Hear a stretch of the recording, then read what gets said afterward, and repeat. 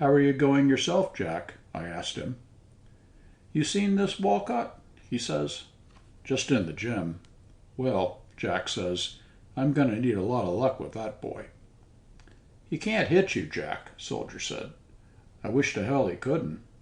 "He couldn't hit you with a handful of birdshot." "Birdshot'd be all right," Jack says. "I wouldn't mind birdshot any." "He looks easy to hit," I said. "Sure," Jack says. "He ain't going to last long. He ain't going to last like you and me, Jerry. But right now he's got everything." "You'll left-hand him to death." "Maybe," Jack says. "Sure, I got a chance to." "Handle him like you handled Kid Lewis." "Kid Lewis," Jack said. "That kike."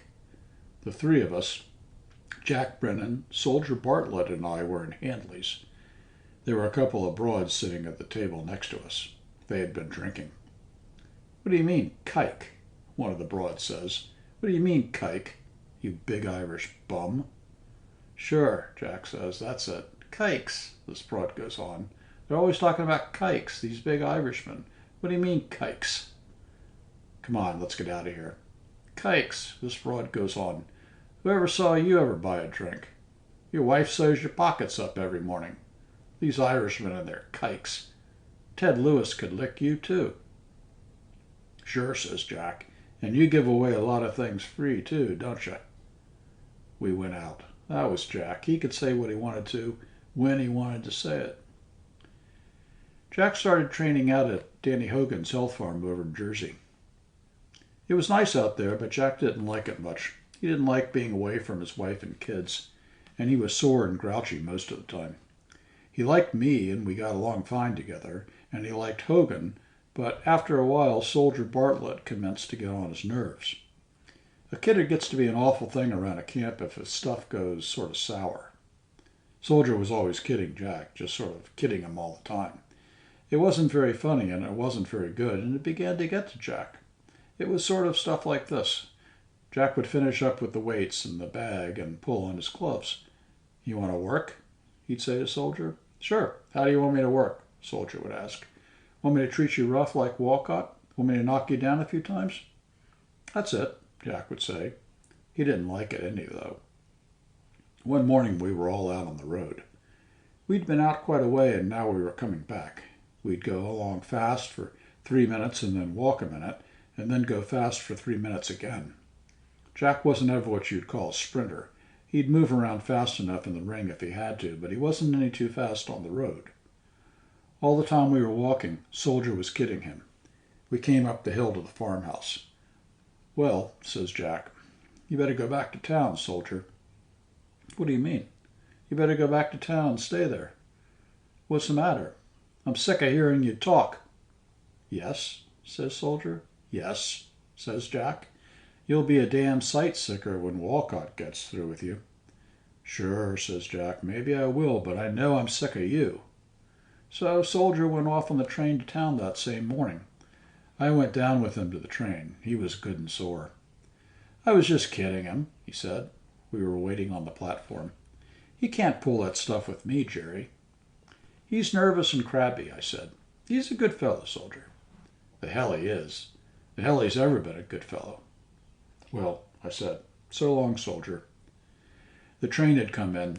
He climbed up with his bag. "So long, Jerry." "You be in town before the fight?" "I don't think so." "See you then." He went in and the conductor swung up and the train went out. I rode back to the farm in the cart. Jack was on the porch writing a letter to his wife. The mail had come, and I got the papers and went over on the other side of the porch and sat down to read. Hogan came out the door and walked over to me. "Did he have a jam with Soldier?" "Not a jam," I said. "He just told him to go back to town." "I could see it coming," Hogan said. "He never liked Soldier much." "No, he don't like many people." "He's a pretty cold one," Hogan said. "Well, he's always been fine to me." "Me too," Hogan said. "I got no kick on him. He's a cold one, though." Hogan went in through the screen door, and I sat there on the porch and read the papers. It was just starting to get fall weather, and it's nice country there in Jersey, up in the hills. And after I read the paper, I sat there and looked out at the country and the road down below against the woods, with cars going along it, lifting the dust up. It was fine weather and pretty nice-looking country. Hogan came to the door and I said, "Say, Hogan, haven't you anything to shoot out there?" "No," Hogan said, "only sparrows." "Seen the paper?" I said to Hogan. "What's in it?" "Sandy booted 3 of them in yesterday." "I got that on the telephone last night." "You follow him pretty close, Hogan?" I asked. "Oh, I keep in touch with him," Hogan said. "What about Jack? Does he still play with him?" "Him?" Hogan said. "Can you see him doing it?" Just then Jack came round the corner with a letter in his hand. He's wearing a sweater and an old pair of pants and boxing shoes. "Got a stamp, Hogan?" he asks. "Give me the letter," Hogan said. "I'll mail it for you." "Say, Jack," I said, "didn't you used to play the ponies?" "Sure." "I knew you did. I used to see you out at Sheepshead." "What'd you lay off them for?" Hogan asked. "Lost money." Jack sat down on the porch by me. He leaned back against a post. He shut his eyes in the sun. "Want a chair?" Hogan asked. "No," said Jack. "This is fine." "It's a nice day," I said. "It's pretty nice out in the country. I'd a damn sight rather be in town with the wife." "Well, you only got another week." "Yes," Jack says. "That's so." We sat there on the porch. Hogan was inside at the office. "What do you think about the shape I'm in?" Jack asked me. "Well, you can't tell," I said. "You got a week to get around into form." "Don't stall me." "Well," I said, "you're not right." "I'm not sleeping," Jack said. "You'll be all right in a couple of days." "No," Jack says, "I got the insomnia." "What's on your mind?" "I miss the wife." "Have her come out." "No, I'm too old for that." "We'll take a long walk before you turn in. Get you good and tired." "Tired?" says Jack. "I'm tired all the time." He was that way all week. He wouldn't sleep at night, and he'd get up in the morning feeling that way, you know, when you can't shut your hands. "He's stale as poorhouse cake," Hogan said. "He's nothing." "I never seen Walcott," I said. "He'll kill him," said Hogan. "He'll tear him in two." "Well," I said, "everybody's got to get it sometime." "Not like this, though," Hogan said. "They'll think he never trained. It gives the farm a black eye." "You hear what the reporters said about him?" "Didn't I? They said he was awful. They said they oughtn't to let him fight." "Well," I said, "they're always wrong, ain't they?" "Yes," said Hogan, "but this time they're right." "What the hell do they know about whether a man's right or not?" "Well, they're not such fools. All they did was pick Willard at Toledo. This Lardner, he's so wise now. Ask him about when he picked Willard at Toledo." "Aw, he wasn't out," Hogan said. "He only writes the big fights."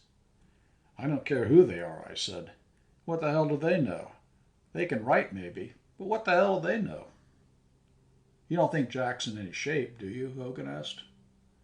"No, he's through. All he needs is to have Corbett pick him to win it for it all to be over." "Well, Corbett will pick him," Hogan says. "Sure, he'll pick him." That night Jack didn't sleep any either. The next morning was the day before the fight. After breakfast, we were out on the porch again. "What do you think about, Jack, when you can't sleep?" I said. "Oh, I worry," Jack says. "I worry about property I got up in the Bronx. I worry about property I got in Florida. I worry about the kids. I worry about the wife. Sometimes I think about fights. I think about that kite Ted Lewis and I get sore. I got some stocks and I worry about them. What the hell don't I think about?" "Well," I said, "tomorrow night it'll all be over." "Sure," said Jack. "That always helps a lot, don't it? That just fixes everything all up, I suppose." "Sure." He was sore all day. We didn't do any work. Jack just moved around a little to loosen up. He shadow boxed a few rounds, and he didn't even look good doing that. He skipped rope a little bit. He couldn't sweat. "He better not do any work at all," Hogan said. We were standing watching him skip rope. "Don't he ever sweat at all any more?" "He can't sweat. Do you suppose he's got the con? He never had any trouble making weight, did he?" "No, he doesn't got the con. He just hasn't got anything inside anymore." "He ought to sweat," said Hogan. Jack came over, skipping the rope. He was skipping up and down in front of us, forward and back, crossing his arms every third time. "Well," he says, "what are you buzzards talking about?" "I don't think you ought to work any more," Hogan says. "You'll be stale." "Wouldn't that be awful?" Jack says, and skips away down the floor, slapping the rope hard. That afternoon, John Collins showed up out at the farm. Jack was up in his room. John came out in a car from town. He had a couple of friends with him. The car stopped and they all got out. "Where's Jack?" John asked me. "Up in his room, lying down." "Lying down?" "Yes," I said. "How is he?" I looked at the two fellows that were with John. "They're friends of his," John said. "He's pretty bad," I said. "What's the matter with him?" "He don't sleep." "Hell," said John, "that Irishman never could sleep." "He isn't right," I said. "Hell," John said, "he's never right. I've had him for 10 years and he's never been right yet." The fellows who were with him laughed. "I want you to shake hands with Mr. Morgan and Mr. Steinfeld," John said. "This is Mr. Doyle. He's been training Jack." "Glad to meet you," I said. "Let's go up and see the boy," the fellow called Morgan said. "Let's have a look at him," Steinfeld said. We all went upstairs. "Where's Hogan?" John asked. "He's out in the barn with a couple of his customers," I said. "He got many people out here now?" John asked. "Just 2. "Pretty quiet, ain't it?" Morgan said. "Yeah," I said, "it's pretty quiet." We were outside Jack's room. John knocked on the door. There wasn't any answer. "Maybe he's asleep," I said. "What the hell are you sleeping for in the daytime?" John turned the handle, and we all went in. Jack was lying asleep on the bed. He was face down, and his face was in the pillow. Both his arms were around the pillow. "Hey, Jack," John said to him. Jack's head moved a little on the pillow. "Jack," John says, leaning over him. Jack just dug a little deeper in the pillow. John touched him on the shoulder. Jack sat up and looked at us. He hadn't shaved, and he was wearing an old sweater. "Christ, why can't you let me sleep?" he says to John. "Don't be sore," John says. "I didn't mean to wake you up." "Oh, no," Jack says. "Of course not." "You know Morgan and Steinfeld," John said. "Glad to see you," Jack says. "How do you feel, Jack?" Morgan asks him. "Fine. How the hell would I feel?" "You look fine," Steinfeld says. "Yes, don't I?" says Jack. "Say," he says to John, "you're my manager. You get a big enough cut. Why the hell don't you come out here when the reporters was out? You want Jerry and me to talk to him?" "I had Lou fighting in Philadelphia," John said. "Well, what the hell's that to me?" Jack says. "You're my manager. You get a big enough cut, don't you?" "You aren't making me any money in Philadelphia, are you? Why the hell aren't you out here when I ought to have you?" "Hogan was here." "Hogan?" Jack says. "Hogan's as dumb as I am." "Soldier Bathlet was out here walking with you for a while, wasn't he?" Steinfeld said to change the subject. "Yeah, he was out here," Jack says. "He was out here all right." "Say, Jerry," John said to me, "would you go and find Hogan and tell him we want to see him in about a half an hour?" "Sure," I said. "Why the hell can't he stick around?" Jack says. "Stick around, Jerry." Morgan and Steinfeld looked at each other. "Quiet down, Jack," John said to him. "I better go find Hogan," I said. "All right, if you want to go," Jack says. "None of these guys are going to send you away, though." "I'll go find Hogan," I said. Hogan was out in the gym in the barn. He had a couple of his health farm patients with the gloves on. Neither one of them wanted to hit the other, for fear the other would come back and hit him. "That'll do," Hogan said when he saw me come in. "You can stop the slaughter. You gentlemen take a shower and Bruce will rub you down." They climbed out through the ropes and Hogan came over to me. "John Collins is out here with a couple of friends to see Jack," I said. I saw them come up in the car. "Who are the two fellows with John?" "They're what you call wise boys," Hogan said. "Don't you know them two?" "No," I said. "That's Happy Steinfeld and Lou Morgan. They got a pool room." "I've been away a long time," I said. "Sure. That Happy Steinfeld's a big operator." "I've heard his name," I said. "He's a pretty smooth boy," Hogan said. "They're a couple of sharpshooters." Well, I said, they want to see us in half an hour. You mean they don't want to see us until half an hour? That's it. Come on in the office, Hogan said. To hell with those sharpshooters. After about 30 minutes or so, Hogan and I went upstairs. We knocked on Jack's door. They were talking inside the room. Wait a minute, somebody said. To hell with that stuff, Hogan said. When you want to see me, I'm down in the office. We heard the door unlock. Steinfeld opened it. Come on in, Hogan, he says. We're all going to have a drink. Well, says Hogan, that's something. We went in. Jack was sitting on the bed. John and Morgan were sitting on a couple of chairs. Steinfeld was standing up. You're a pretty mysterious lot of boys, Hogan said. Hello, Danny, John says. Hello, Danny, Morgan says and shakes hands. Jack doesn't say anything. He just sits there on the bed. He ain't with the others. He's all by himself. He was wearing an old blue jersey and pants and had on boxing shoes. He needed a shave. Steinfeld and Morgan were dressers. John was quite a dresser, too. Jack sat there looking Irish and tough. Steinfeld brought out a bottle and Hogan brought in some glasses and everybody had a drink. Jack and I took one and the rest of them went on and had 2 or 3 each. Better save some for your ride back, Hogan said. Don't you worry, we got plenty, Morgan said. Jack hadn't drunk anything since the one drink. He was standing up and looking at them. Morgan was sitting on the bed where Jack had sat. Have a drink, Jack, John said, and handed him the glass and the bottle. No, I never like to go to these wakes, Jack said. They all laughed. Jack didn't laugh. They were all feeling pretty good when they left. Jack stood on the porch when he got into the car. They waved to him. So long, Jack said. We had supper. Jack didn't say anything all during the meal except, will you pass me this or will you pass me that? The 2 health farm patients ate at the same table with us. They were pretty nice fellows. After we finished eating, we went out on the porch.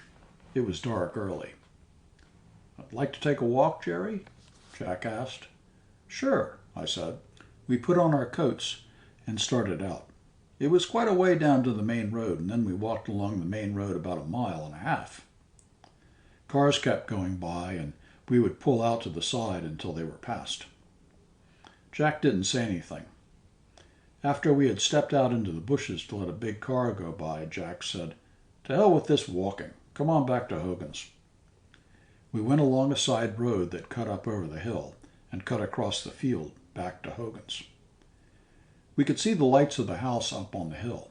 We came around to the front of the house, and there standing in the doorway was Hogan. Have a good walk? Hogan asked.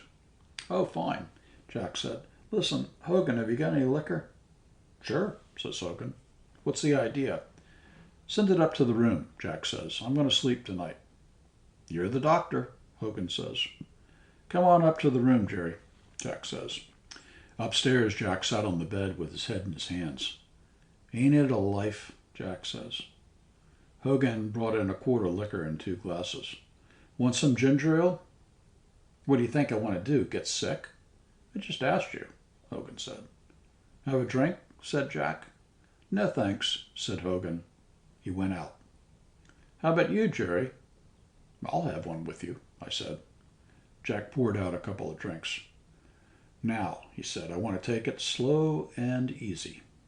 We'll put some water in it, I said. Yes, Jack said, I guess that's better. We had a couple of drinks without saying anything. Jack started to pour me another. No, I said, that's all I want. All right, Jack said. He poured himself out another big shot and put some water in it. He was lighting up a little. There was a fine bunch out there this afternoon, he said. They don't take any chances, those 2. Then, a little later, well, he says, they're right. What the hell's the good in taking chances? Don't you want another one, Jerry? He said. Come on, drink along with me. I don't need it, Jack, I said. I feel all right. Just have one more, Jack said. It was softening him up. All right, I said. Jack poured one for me and another big one for himself. You know, he said, I like liquor pretty well. If I hadn't been boxing, I would have drunk quite a lot. Sure, I said. You know, he said, I missed a lot, boxing. You made plenty of money. Sure, that's what I'm after. You know, I miss it a lot, Jerry. How do you mean? Well, he says, like about the wife and being away from home so much. It don't do my girls any good. Who's your old man? Some of those society kids will say to him. My old man's Jack Brennan. That don't do him any good. Hell, I said, all that makes a difference is if they got dough. Well, says Jack, I got the dough for him all right. He poured out another drink. The bottle was about empty. Put some water in it, I said. Jack poured in some water. You know, he says, you ain't got any idea how I miss the wife. Sure. You ain't got any idea. You can't have any idea what it's like. It ought to be better out in the country than in town. With me now, Jack said, it don't make any difference where I am. You can't have an idea what it's like. Have another drink. Am I getting soused? Do I talk funny? You're coming on all right. You can't have an idea what it's like. They ain't anybody can have an idea what it's like. Except the wife, I said. She knows, Jack said. She knows all right. She knows. You bet she knows. Put some water in that, I said. Jerry, says Jack, you can't have an idea what it gets to be like. He was good and drunk. He was looking at me steady. His eyes were sort of too steady. You'll sleep all right, I said. Listen, Jerry, Jack says, you want to make some money? Get some money down on Walcott. Yes? Listen, Jerry, Jack put down the glass. I'm not drunk now, see? You know what I'm betting on him? 50 grand. That's a lot of dough. 50 grand, Jack says. At 2 to 1, I'll get 25,000 bucks. Get some money on him, Jerry. Sounds good, I said. How can I beat him? Jack says. It ain't crooked. How can I beat it? Why not make some money on it? Put some water in that, I said. I'm through after this fight, Jack says. I'm through with it. I got to take a beating. Why shouldn't I make money on it? Sure. I ain't slept for a week, Jack says. All night I lay awake and worry my can off. Can't sleep, Jerry. You ain't got an idea what it's like when you can't sleep. Sure. I can't sleep. That's all. I just can't sleep. What's the use of taking care of yourself all these years when you can't sleep? It's bad. You ain't got an idea what it's like, Jerry, when you can't sleep. Put some water in that, I said. Well, about 11 o'clock, Jack passes out, and I put him to bed. Finally, he's so he can't keep from sleeping. I helped him get his clothes off and got him into bed. You'll sleep all right, Jack, I said. Sure, Jack says. I'll sleep now. Good night, Jack, I said. Good night, Jerry, Jack says. You're the only friend I got. Oh, hell, I said. You're the only friend I got, Jack says. The only friend I got. Go to sleep, I said. I'll sleep, Jack says. Downstairs, Hogan was sitting at the desk in the office reading the papers. He looked up. Well, you get your boyfriend to sleep? He asks. He's off. It's better for him than not sleeping, Hogan said. Sure. You'd have a hell of a time explaining that to these sports writers, though. Well, I'm going to bed myself, I said. Good night, said Hogan. In the morning, I came downstairs about 8 o'clock and got some breakfast. Hogan had his 2 customers out in the barn doing exercises. I went out and watched them. 1, 2, 3, 4. Hogan was counting for them. Hello, Jerry, he said. Is Jack up yet? No, he's still sleeping. I went back to my room and packed up to go into town. About 9:30, I heard Jack getting up in the next room. When I heard him go downstairs, I went down after him. Jack was sitting at the breakfast table. Hogan had come in and was standing beside the table. How do you feel, Jack? I asked him. Not so bad. Sleep well? Hogan asked. I slept all right, Jack said. I got a thick tongue, but I ain't got a head. Good, said Hogan. That was good liquor. Put it on the bill, Jack says. What time do you want to go into town? Hogan asked. Before lunch, Jack says. The 11 o'clock train. Sit down, Jerry, Jack said. Hogan went out. I sat down at the table. Jack was eating a grapefruit. When he'd find a seed, he'd spit it out in the spoon and dump it on the plate. "I guess I was pretty stewed last night," he started. "You drank some liquor. I guess I said a lot of fool things. You weren't bad."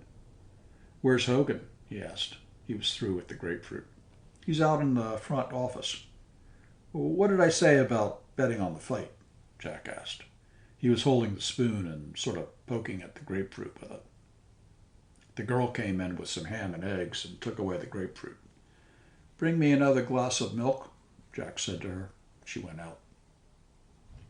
"You said you had 50 grand on Walcott," I said. "That's right," Jack said. "That's a lot of money. I don't feel too good about it. Something might happen." "No," Jack said. "He wants the title bad. They'll be shooting with him all night." "You can't ever tell." "No, he wants the title. It's worth a lot of money to him." 50 grand is a lot of money," I said. "It's business," said Jack. "I can't win. You know I can't win anyway. As long as you're in there, you got a chance." "No," Jack says. "I'm all through. It's just business." "How do you feel?" "Pretty good," Jack said. "The sleep was what I needed." "You might go good now." "I'll give him a good show," Jack said. After breakfast, Jack called up his wife on the long distance. He was inside the booth telephoning. "That's the first time he's called her up since he's out here," Hogan said. "He writes her every day." "Sure," Hogan says. "A letter only costs 2 cents." Hogan said goodbye to us, and Bruce, the nigger rubber, drove us down to the train in the cart. "Goodbye, Mr. Brennan," Bruce said at the train. "I sure hope you can knock his can off." "So long," said Jack. He gave Bruce $2. Bruce had worked on him a lot. He looked kind of disappointed. Jack saw me looking at Bruce holding the $2. "It's all in the bill," he said. "Hogan charged me for the rubbing." On the train going into town, Jack didn't talk. He sat in the corner of the seat with his ticket and his hatband and looked out the window. Once he turned and spoke to me. "I told the wife I'd take a room at the Shelby tonight. It's just around the corner from the garden. I can go up to the house tomorrow morning." "That's a good idea," I said. "Your wife ever see you fight, Jack?" "No," Jack says. "She's never seen me fight." I thought he must be figuring on taking an awful beating if he doesn't want to go home afterwards. In town, we took a taxi up to the Shelby. A boy came out and took our bags, and we went into the desk. "How much are these rooms?" Jack asked. "We only have double rooms," the clerk says. "I can give you a nice double room for $10. "That's too steep." "I can give you a double room for $7. "With a bath?" "Certainly." "You might as well bunk with me, Jerry," Jack says. "Oh," I said, "I'll sleep down at my brother-in-law's." "I don't mean for you to pay it," Jack says. "I just want to get my money's worth." "Will you register, please?" the clerk says. He looked at the names. "Number 238, Mr. Brennan." We went up in the elevator. It was a nice big room with 2 beds and a door opening into a bathroom. "This is pretty good," Jack says. The boy who brought us up pulled up the curtains and brought in our bags. Jack didn't make any move, so I gave the boy a quarter. We washed up, and Jack said we better go out and get something to eat. We ate a lunch at Jimmy Handley's place. Quite a lot of the boys were there. When we were about halfway through eating, John came in and sat down with us. Jack didn't talk much. "How are you on the weight, Jack?" John asked him. Jack was putting away a pretty good lunch. "I could make it with my clothes on," Jack said. He never had to worry about taking off weight. He was a natural welterweight, and he'd never gotten fat. He'd lost weight out at Hogan's. "Well, that's the one thing you never had to worry about," John said. "That's one thing," Jack says.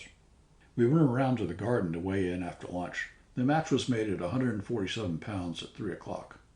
Jack stepped on the scales with a towel around him. The bar didn't move. Walcott had just weighed and was standing with a lot of people around him. "Let's see what you weigh, Jack," Friedman, Walcott's manager, said. "All right, weigh him then." Jack jerked his head toward Walcott. "Drop the towel," Friedman said. "What do you make it?" Jack asked the fellow who was weighing. 143 pounds, the fat man who was weighing said. "You're down fine, Jack," Friedman says. "Weigh him," Jack says. Walcott came over. He was a blonde with wide shoulders and arms like a heavyweight. He didn't have much legs. Jack stood about a half a head taller than he did. "Hello, Jack," he said. His face was plenty marked up.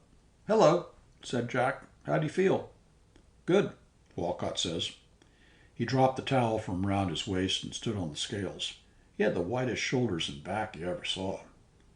146 pounds and 12 ounces. Walcott stepped off and grinned at Jack. "Well," John says to him, "Jack's spotting you about 4 pounds." "More than that when I come in, kid," Walcott says. "I'm going to go and eat now." We went back and Jack got dressed. "He's a pretty tough-looking boy," Jack says to me. "He looks as though he'd been hit plenty of times." "Oh, yes," Jack said. "He ain't hard to hit." "Where are you going?" John asked when Jack was dressed. "Back to the hotel," Jack says. "You looked after everything?" "Yes," John says. "It's all looked after." "I'm going to lie down a while," Jack says. "I'll come around for you about 6:45. We'll go and eat." "All right." Up at the hotel, Jack took off his shoes and his coat and lay down for a while. I wrote a letter. I looked over a couple of times and Jack wasn't sleeping. He was lying perfectly still, but every once in a while his eyes would open. Finally, he sits up. "Want to play some cribbage, Jerry?" he says. "Sure," I said. He went over to his suitcase and got out the cards on the cribbage board. We played cribbage and he won $3 off me. John knocked at the door and came in. "Want to play some cribbage, John?" Jack asked him. John put his Kelly down on the table. It was all wet. His coat was wet, too. "Is it raining?"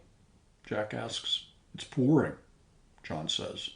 "The taxi I had got tied up in the traffic and I got up and walked out." "Come on, play some cribbage," Jack says. "You ought to go and eat." "No, I don't want to eat yet." So they played cribbage for about half an hour and Jack won $1.50 off of him. "Well, I suppose we got to go eat," Jack says. He went to the window and looked out. "Is it still raining?" "Yes." "Let's eat in the hotel," John says. "All right," Jack says. "I'll play you once more. See who pays for the meal." After a little while, Jack gets up and says, "You buy the meal, John." And we went downstairs and ate in the big dining room. After we ate, we went upstairs and Jack played cribbage with John again and won $2.50 off of him. Jack was feeling pretty good. John had a bag with him and had all his stuff in it. Jack took off his shirt and collar and put on a jersey and sweater so he wouldn't catch cold when he came out, and put his ring clothes and his bathrobe in a bag. "You all ready?" John asks him. "I'll call up and have him get us a taxi." Pretty soon the telephone rang and they said the taxi was waiting. We rode down in the elevator and went out through the lobby, got in a taxi, and rode around to the garden. It was raining hard, but there was a lot of people outside on the streets. The garden was sold out. As we came in on our way to the dressing room, I saw how full it was. It looked like a half a mile down to the ring. It was all dark, just the lights over the ring. "It's a good thing with this rain they didn't try and pull this fight in the ballpark," John said. "They got a good crowd," Jack said. "This is a fight that would draw a lot more than the garden could hold." "You can't tell about the weather," Jack says. John came to the door of the dressing room and poked his head in. Jack was sitting there with his bathrobe on. He had his arms folded and he was looking at the floor. John had a couple of handlers with him. They looked over his shoulder. Jack looked up. "Is he in?" he asked. "He's just gone down," John said. We started down. Walcott was just getting into the ring. The crowd gave him a big hand. He climbed through between the ropes and put his two fists together and smiled and shook them at the crowd, first at one side of the ring and then at the other, and then sat down. Jack got a good hand coming down through the crowd. Jack is Irish, and the Irish always get a good hand. An Irishman don't draw in New York like a Jew or an Italian, but they always get a good hand. Jack climbed up and bent down to go through the ropes, and Walcott came over from his corner and pushed the rope down for Jack to go through. The crowd thought that was wonderful. Walcott put his hand on Jack's shoulder, and they stood there for just a second. "So you're going to be one of these popular champions," Jack says to him. "Take your goddamn hand off my shoulder." Be yourself, Walcott says. This is all great for the crowd. How gentlemanly the boys are before the fight. How they wish each other luck. Solly Friedman came over to our corner while Jack is bandaging his hands, and John is over in Walcott's corner. Jack puts his thumb through the slit in the bandage and then wrapped his hands nice and smooth. I taped it around the wrist and twice across the knuckles.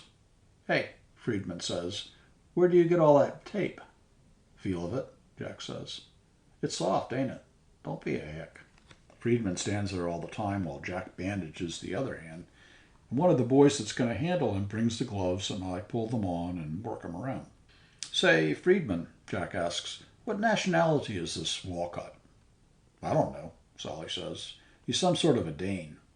He's a Bohemian, the lad who brought the gloves says.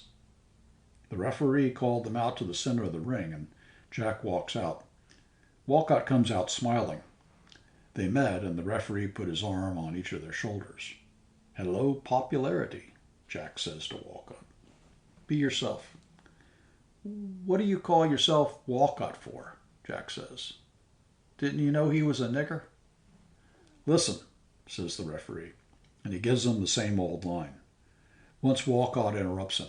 He grabs Jack's arm and says, Can I hit when he's got me like this? Keep your hands off me, Jack says.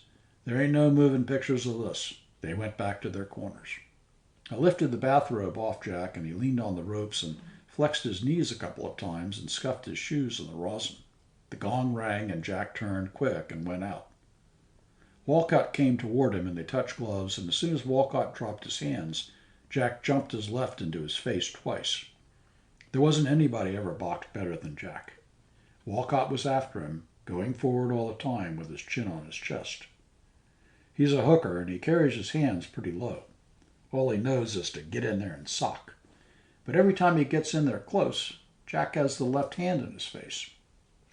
It's just as though it's automatic. Jack just raises the left hand up, and it's in Walcott's face. 3 or 4 times Jack brings the right over, but Walcott gets it on the shoulder or high up on the head. He's just like all these hookers. The only thing he's afraid of is another one of the same kind. He's covered everywhere you can hurt him. You don't care about a left hand in his face. After about 4 rounds, Jack has him bleeding bad and his face all cut up, but every time Walcott's got in close, he socked so hard he's got 2 big red patches on both sides just below Jack's ribs. Every time he gets in close, Jack ties him up, then gets one hand loose and uppercuts him. But when Walcott gets his hands loose, he socks Jack in the body so they can hear it outside in the street. He's a socker. It goes along like that for 3 more rounds. They don't talk any. They're working all the time. We worked over Jack plenty, too, in between the rounds. He doesn't look good at all, but he never does much work in the ring. He doesn't move around much, and that left hand is just automatic. It's like it was connected with Walcott's face, and Jack just had to wish it in every time. Jack is always calm and close, and he doesn't waste any juice. He knows everything about working in close, too, and he's getting away with a lot of stuff. While they were in our corner, I watched him tie Walcott up, get his right hand loose, turn it, and come up with an uppercut that got Walcott's nose with the heel of the glove.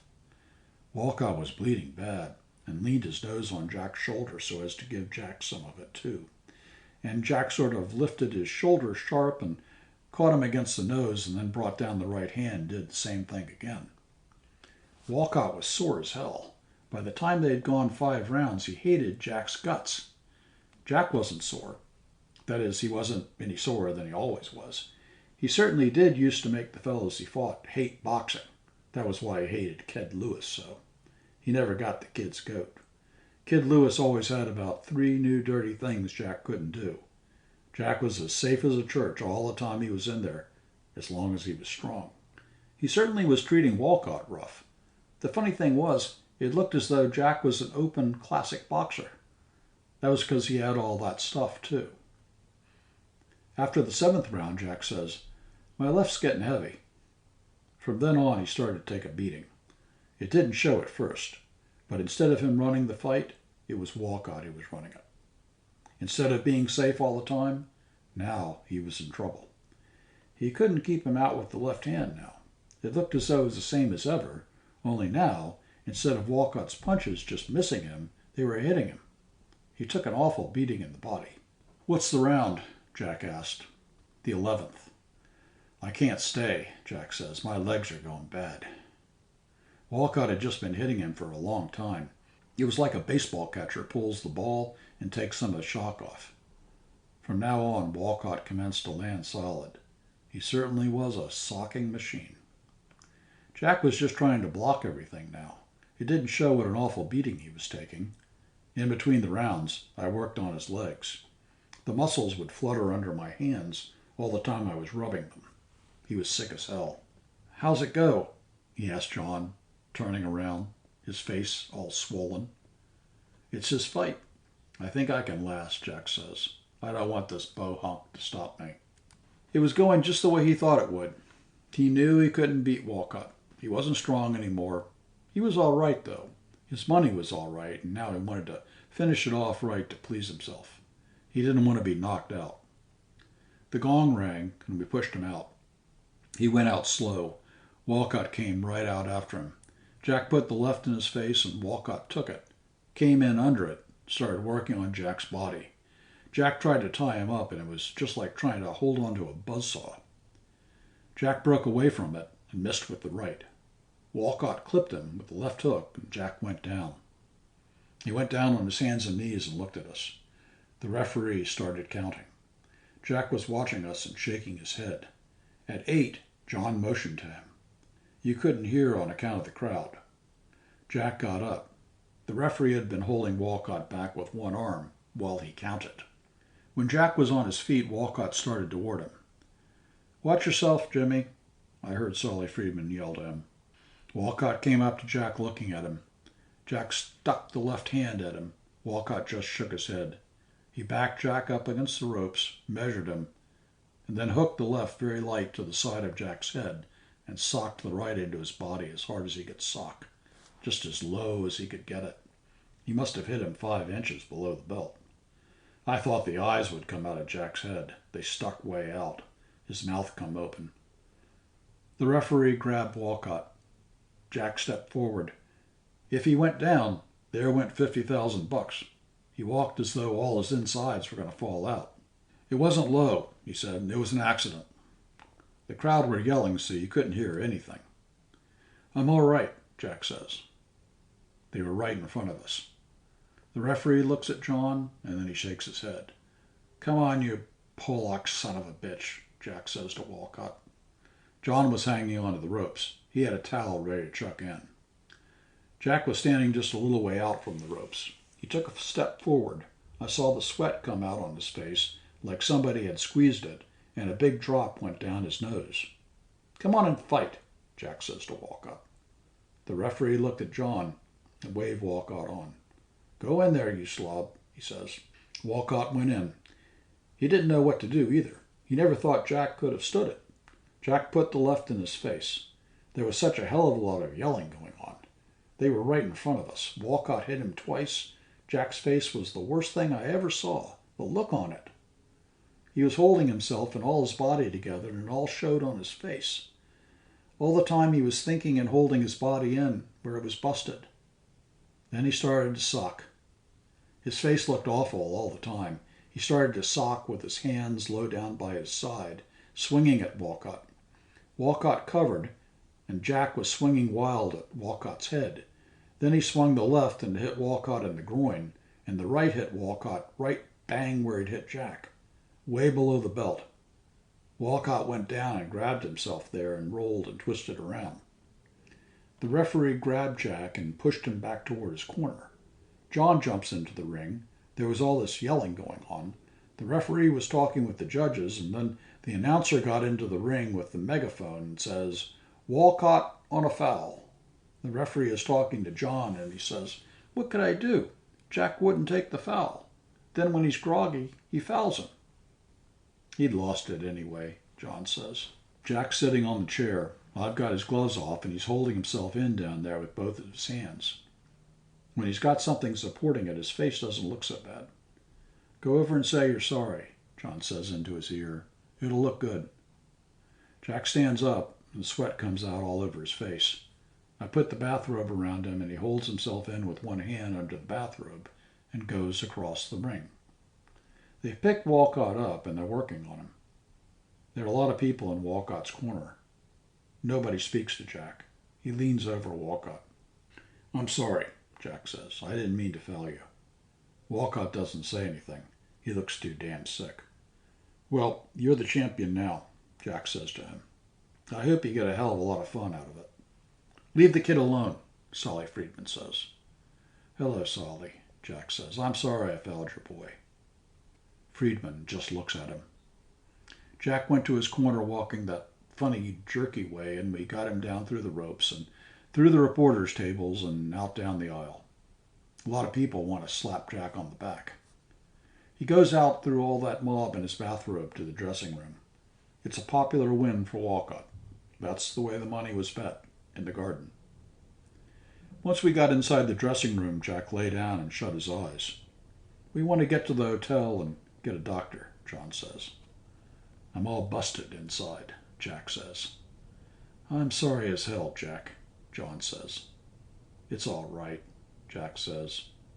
He lies there with his eyes shut. "They certainly tried a nice double cross," John said. "Your friends, Morgan and Steinfeld," Jack said. "You got nice friends." He lies there. His eyes are open now. His face has still got that awful, drawn look. "It's funny how fast you can think when it means that much money," Jack says. "You're some boy, Jack," John says. "No," Jack says. It was nothing. Outside, the snow was higher than the window. The sunlight came in through the window and shone on a map on the pine board wall of the hut. The sun was high, and the light came in over the top of the snow. A trench had been cut along the open side of the hut, and each clear day the sun, shining on the wall, reflected heat against the snow and widened the trench. It was late March. The major sat at a table against the wall. His adjutant sat at another table.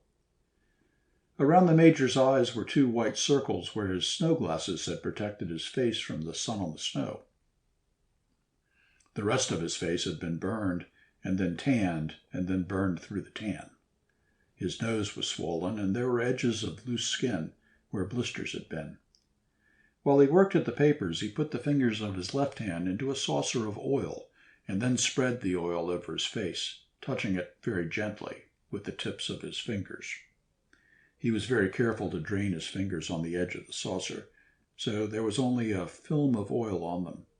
And after he had stroked his forehead and his cheeks, he stroked his nose very delicately between his fingers. When he had finished, he stood up, took the saucer of oil, and went into the small room of the hut where he slept. "I'm going to take a little sleep," he said to the adjutant. In that army, an adjutant is not a commissioned officer. "You will finish up." "Yes, Signor Maggiore," the adjutant answered. He leaned back in his chair and yawned. He took a paper-covered book out of the pocket of his coat and opened it, then laid it down on the table and lit his pipe. He leaned forward on the table to read and puffed at his pipe.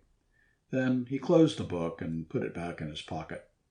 He had too much paperwork to get through. He could not enjoy reading it until it was done. Outside, the sun went behind a mountain, and there was no more light on the wall of the hut. A soldier came in and put some pine branches, chopped into irregular lengths, into the stove. "Be soft, Panin," the adjutant said to him. "The major is sleeping." Panin was the major's orderly. He was a dark-faced boy, and he fixed the stove, putting the pine wood in carefully, shut the door, and went into the back of the hut again. The adjutant went on with his papers. "Tonani," the major called. "Signor Maggiore, send Panin in to me." "Panin," the adjutant called. Panin came into the room. "The major wants you," the adjutant said. Panin walked across the main room of the hut toward the major's door. He knocked on the half-open door. "Signor Maggiore?" "Come in," the adjutant heard the major say, "and shut the door." Inside the room, the major lay on his bunk. Panin stood beside the bunk. The major lay with his head on the rucksack that he had stuffed with spare clothing to make a pillow. His long, burned, oiled face looked at Panine. His hands lay on the blankets. "You're 19?" he asked. "Yes, Signor Maggiore." "You have ever been in love?" "How do you mean, Signor Maggiore? In love? With a girl?" "I have been with girls." "I did not ask that. I asked if you had been in love with a girl." "Yes, Signor Maggiore." "You are in love with this girl now? You don't write her. I read all your letters." "I am in love with her," Panine said, "but I do not write her." "You are sure of this?" "I am sure." "Tonani," the Major said in the same tone of voice, "can you hear me talking?" There was no answer from the next room. "He cannot hear," the Major said. "And you are quite sure that you love a girl?" "I am sure." "And," the Major looked at him quickly, "that you are not corrupt?" "I don't know what you mean, corrupt." "All right," the Major said. "You needn't be superior."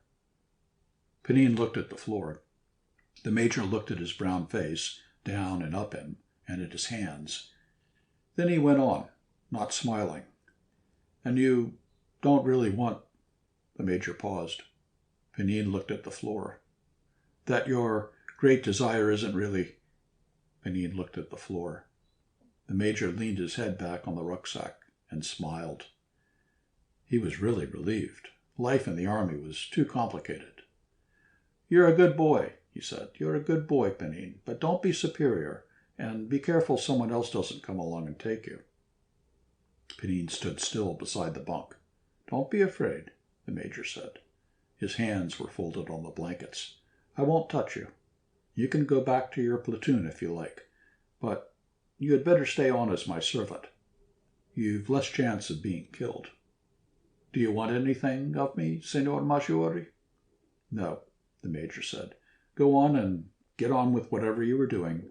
Leave the door open when you go out." Panine went out, leaving the door open.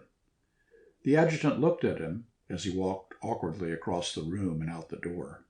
Panine was flushed and moved differently than he had moved when he brought in the wood for the fire.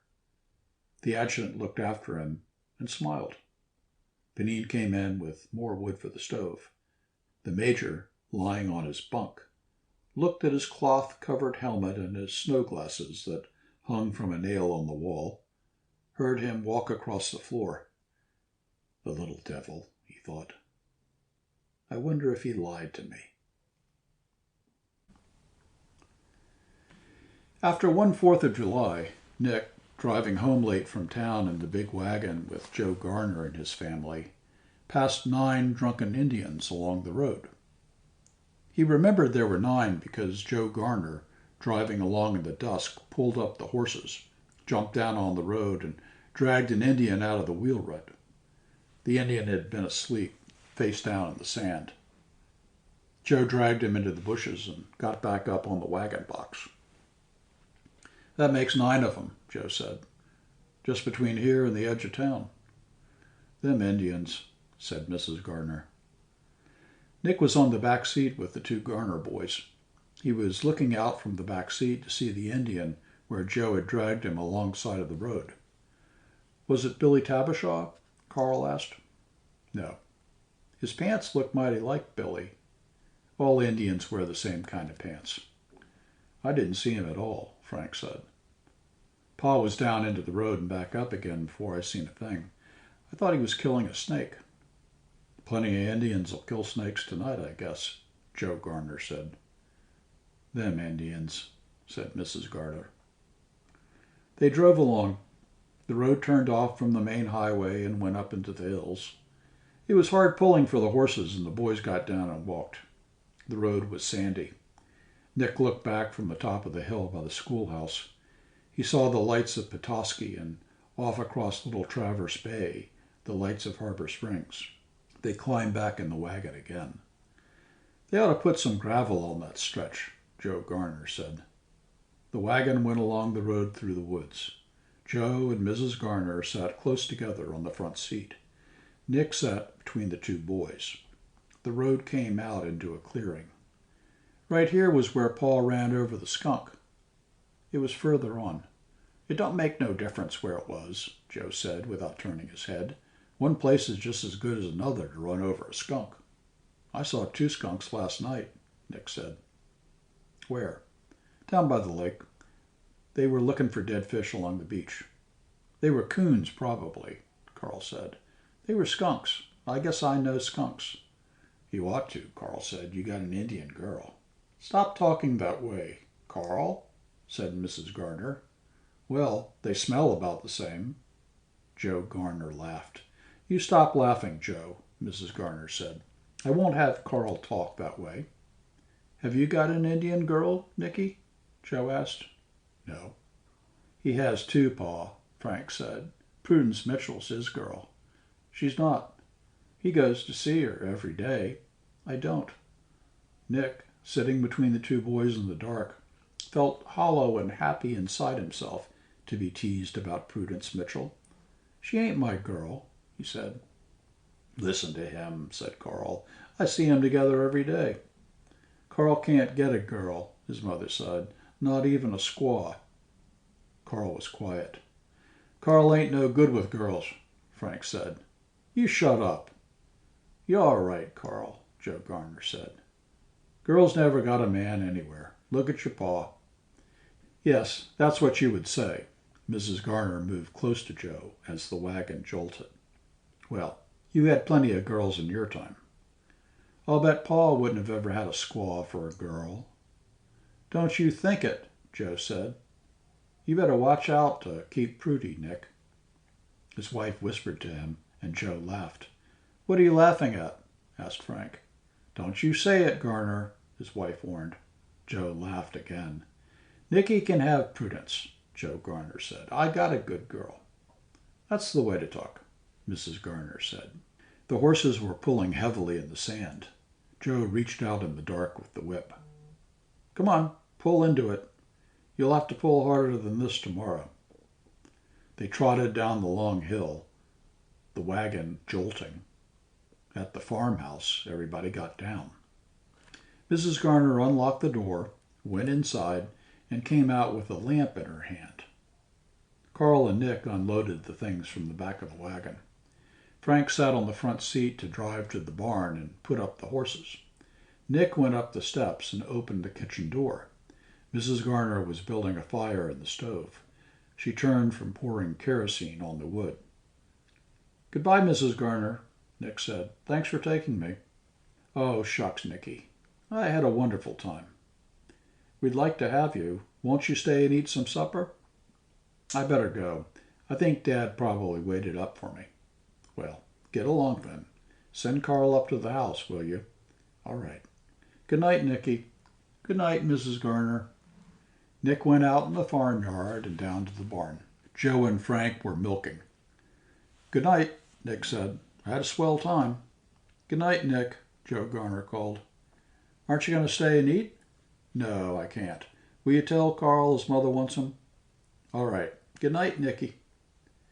Nick walked barefoot along the path through the meadow below the barn.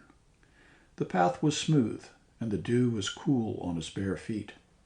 He climbed a fence at the end of the meadow, went down through a ravine, his feet wet in the swamp mud, and then climbed up through the dry beech woods until he saw the lights of the cottage.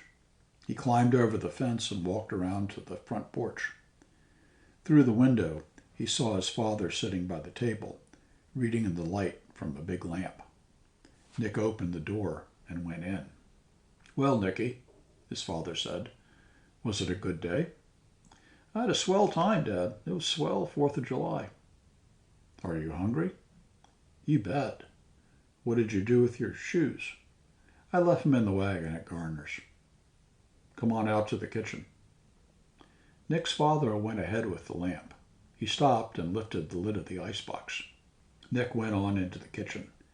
His father brought in a piece of cold chicken on a plate and a pitcher of milk and put them on the table before Nick. He put down the lamp. There's some pie, too, he said. Will that hold you? It's grand. His father sat down in a chair beside the oilcloth-covered table. He made a big shadow on the kitchen wall. Who won the ball game? Petoskey, 5-3. His father sat watching him eat and filled his glass from the milk pitcher. Nick drank and wiped his mouth on his napkin. His father reached over to the shelf for the pie. He cut Nick a big piece. It was huckleberry pie. What did you do, Dad? I went out fishing in the morning.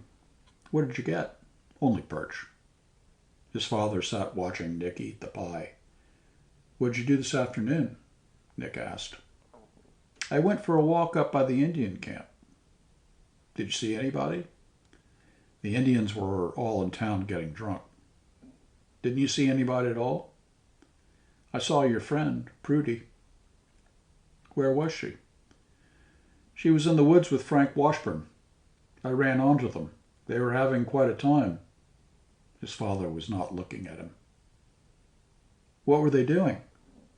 I didn't stay to find out. Tell me what they were doing. I don't know, his father said. I just heard them threshing around. How did you know it was them? I saw them. I thought you said you didn't see them.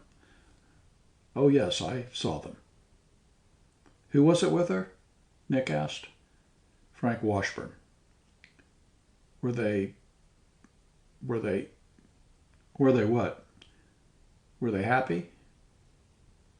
I guess so. His father got up